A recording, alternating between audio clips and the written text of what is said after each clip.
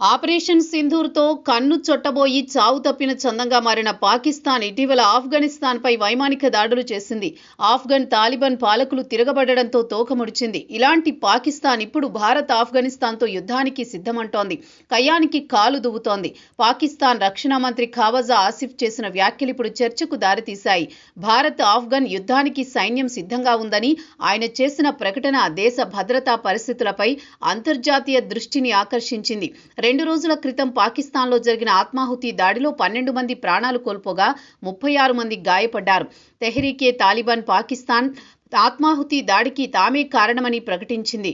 అయినా పాకిస్తాన్ ప్రభుత్వం మాత్రం బాధ్యతను భారత్ ఆఫ్ఘన్ మీద మళ్లిస్తోంది. ప్రధాని షెహబాజ్ షరీఫ్ భారత మద్దతు ఉన్న శక్తులు పాక్ను అస్థిరం చేయాలనే ఉద్దేశంతో ఈ దాడులు చేస్తున్నాయని వ్యాఖ్యానించారు. తాజాగా రక్షణ మంత్రి భారత్ ఆఫ్ఘన్పై యుద్ధానికి సిద్ధమని ప్రకటించారు. పాకిస్తాన్లో అంతర్గత భద్రత క్షీణిస్తోంది. అయినా పాక్ కవ్వింపు చర్యలకు దిగుతోంది.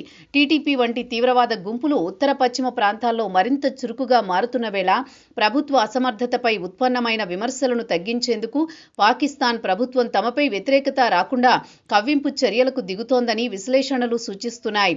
పాక్ తరచూ భారత్పై మద్దతు ఆరోపణలు చేస్తూ వస్తోంది. కానీ ఇప్పటిదాకా దానికి ప్రామాణిక ఆధారాలు చూపలేకపోవడం గమనార్హం. భారత్ అధికారికంగా ఈ ఆరోపణలు ఖండిస్తూ అంతర్గత ఉగ్రవాద సమస్యలను మరో దేశంపై నెట్టివేయడం బాధ్యతారాహిత్య చర్యగా అభివర్ణిస్తోంది.